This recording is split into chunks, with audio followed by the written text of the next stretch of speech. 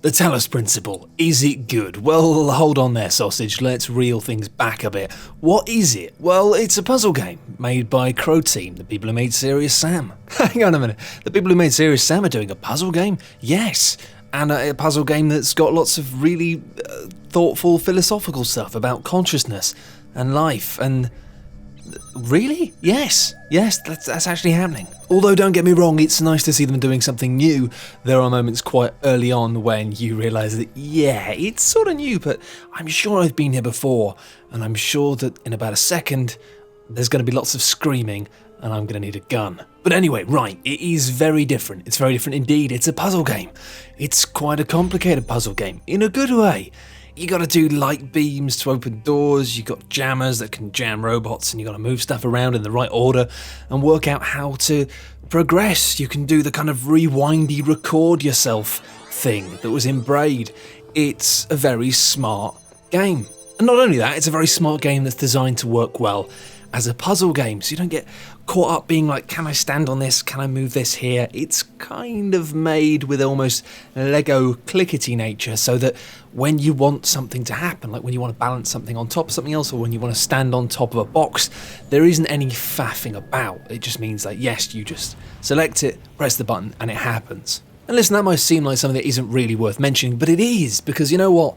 Portal 2 remains my favourite puzzle game of all time, and it also has this incredible story and this incredible sense of humour, but I can never get my mum to play it because she won't be able to deal with the 3D physical movement aspect, whereas this, yes, it's a first-person puzzler, it's a first-person game, but there's no sense of pace, there's no sense of skill required here. You can take as long as you want, and you can work stuff out at your own pace.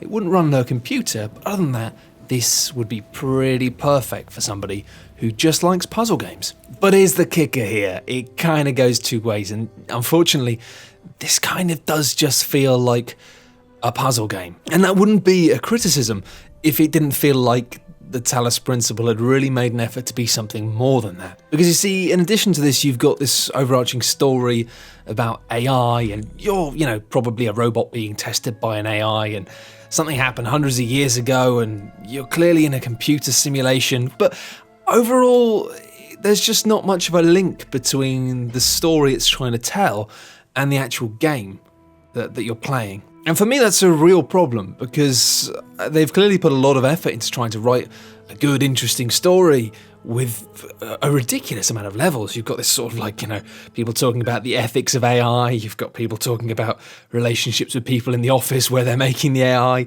and you've got ancient Greek stories, and it's all a bit much, and it's difficult to really care about any of that stuff because it feels so detached from what you're actually doing, which is going around just doing cool puzzles. And the way all of this story stuff is delivered is through these consoles that you find throughout the world, where you can kind of have conversations with computer systems to learn about things, and you can read things, lots of things to read.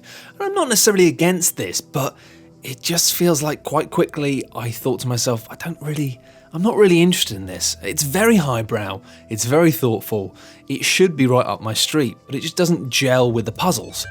And although it's trying to get me to think about the human consciousness and ask myself these big questions, it just doesn't fit. It doesn't fit into the overall experience. I'll tell you what though, it reminds me a lot of another puzzle game that tried to do something similar and had a degree of more success, and that's Catherine. Now don't get me wrong, Catherine as a puzzle game was not actually very good. It wasn't as good as this game by a long, long way.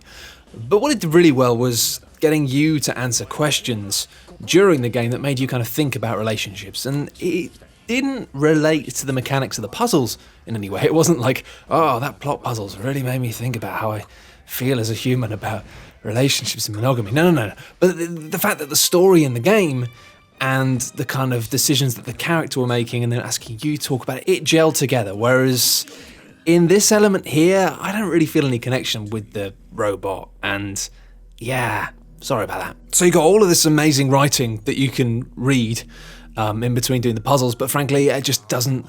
I only played it for about 2 or 3 hours, so obviously this isn't a conclusive review, but I have no interest in really following that story whatsoever. And sure, you know, it could be that towards the end of the game, this sort of narrative, this story unfolds and becomes something really meaty and really enticing. But I don't know, it kind of feels like right from the start, it lays the pieces on the table.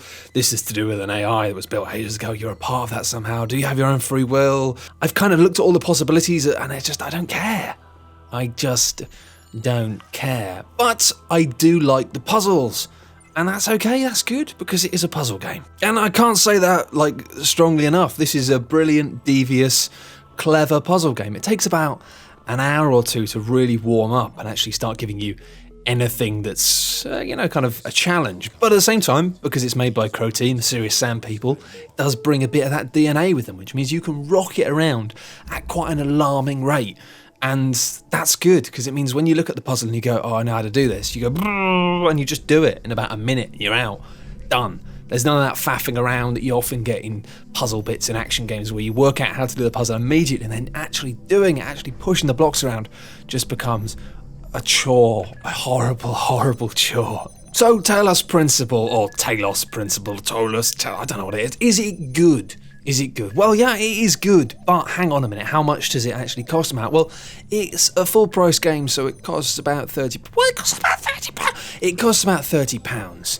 And I struggle with this because it seems to me that the price they've put on it is something that has been kind of put out there as a proposition of something on par with a game like Portal 2, and the fact that you've got this long puzzle game that's going to keep you going for maybe like 20 plus hours, but also it's interspersed with story elements, something that's going to tie the whole thing together, something that's going to give it a bit more depth, a bit more kind of value. And unfortunately, I kind of feel like on that regard, from having played it for like 2 or 3 hours, it just doesn't, I can't see that.